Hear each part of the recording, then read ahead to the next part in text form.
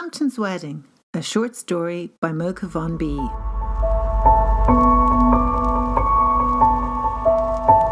Wedding of the year. He's late, as usual. Can't even make it on time for his best friend's wedding. The ceremony is over. Pictures of the bride and groom exchanging vows under a rose-covered pergola with a sea view are already all over Instagram. At least, I haven't checked, but I'm sure they are. Then there's the 2-hour champagne reception with jazz quartet in the sculpted gardens hugging the seafront.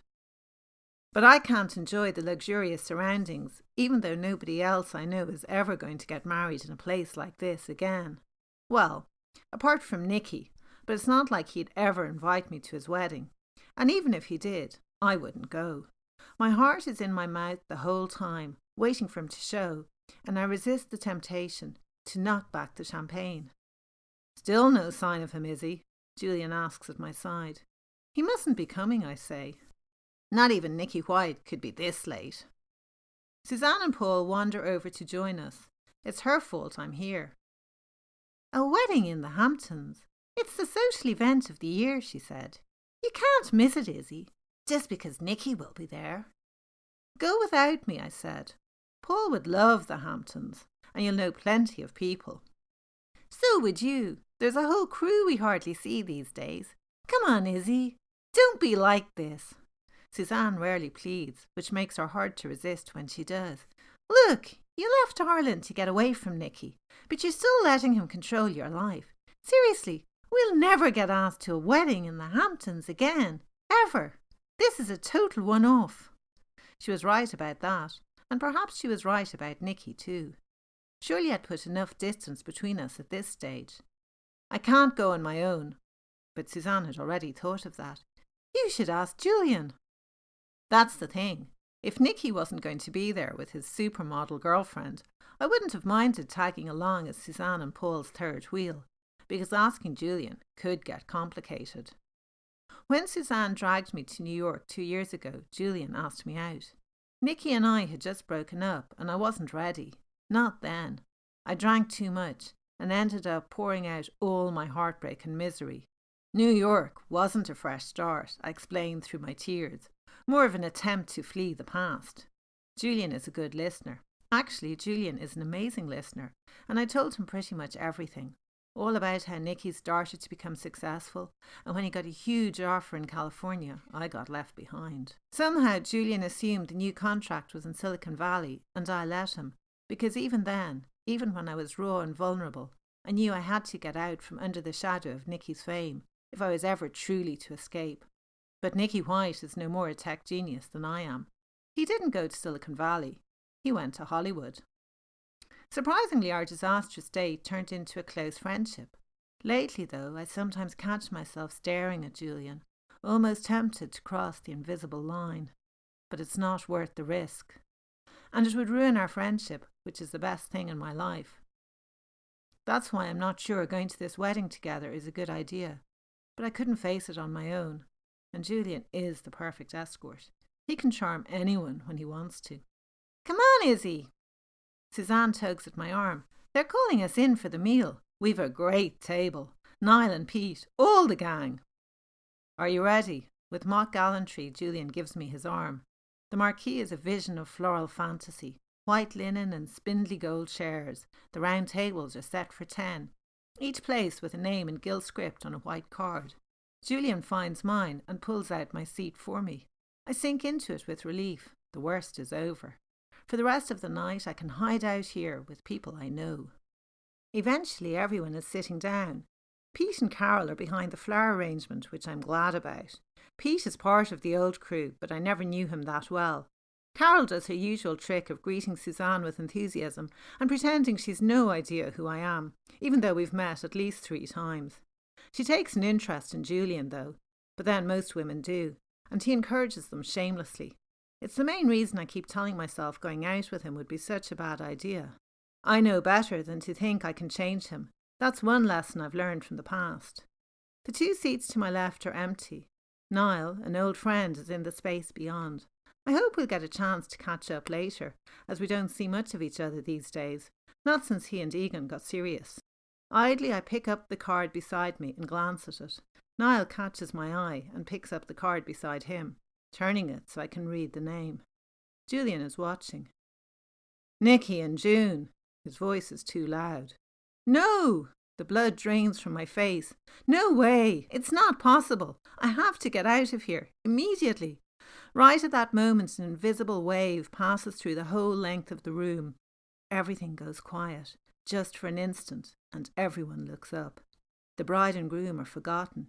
In unison, a sea of phones rises into the air. Nicky White and June Courtney have arrived. Their entrance is so perfect it could have been choreographed.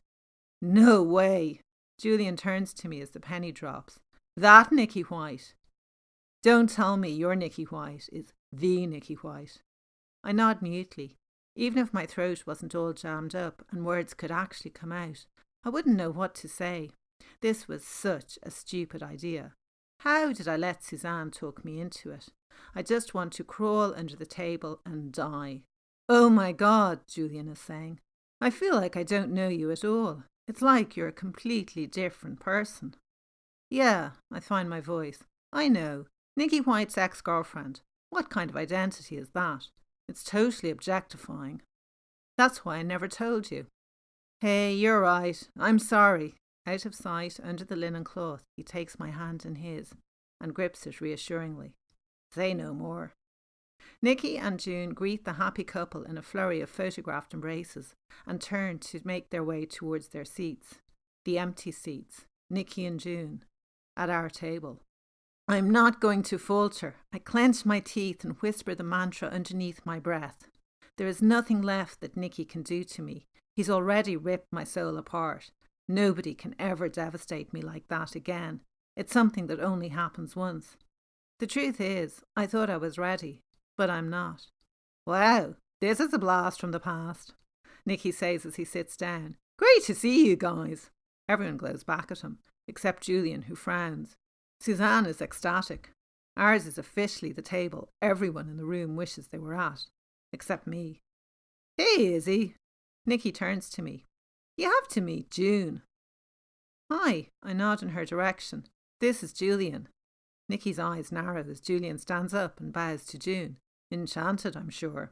She rewards him with the radiant smile that graces the front covers of international fashion magazines. As he sits back down, Julian murmurs in my ear, You've got this. You're killing it. It's exactly the encouragement I need. So tell me about this guy Julian, Nicky says to me. What's the story there? It's really none of your business. Don't be like that, Izzie. Look, he continues when I say nothing. I wish we could just, stay friends or something. I miss you. It's too late for that. But the rest of you stayed in touch. He looks around the table. You need people from the past in your life. They're the only people who know who you really are. Oh my God, it dawns on me then. You asked them to put you at this table. Yes, he replies, like it's the most normal thing in the world. I wanted to see you guys. Thought it would be a chance to catch up. It doesn't work like that, Nicky. We're the ones you left behind. What's that supposed to mean? The rest of us don't have a life like yours, but we're not still all hanging around and chilling either. Time didn't stop just because you left. When someone becomes as successful as you, it makes everyone else feel like a failure. We've each had to find our own paths, and it hasn't always been easy. In fact, most of us haven't seen each other in ages. You always tell me the truth, Izzie. You were the only one who ever did. His smile has a trace of sadness. Fame and success can mislead you.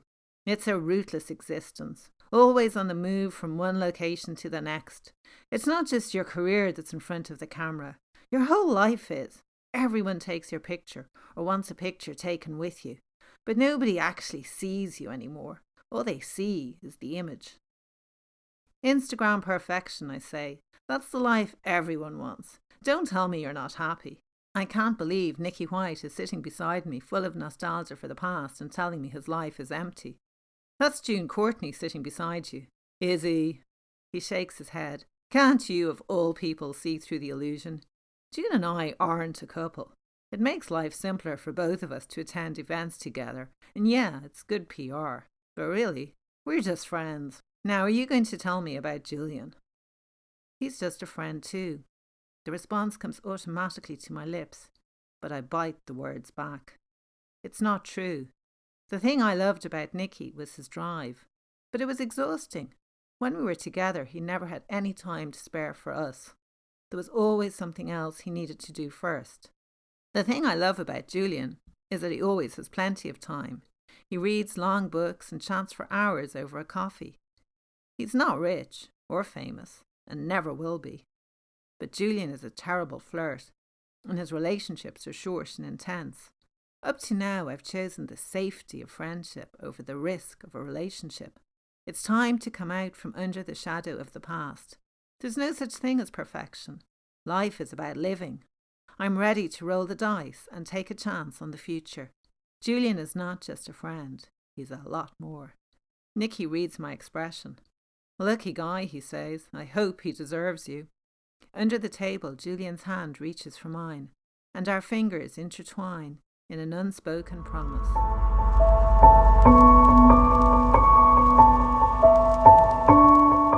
Thanks so much for listening, and I hope you enjoyed the story. If the Izzie and Nicky storyline appealed to you, and you're wondering how that all started, you might also like my audiobook novella.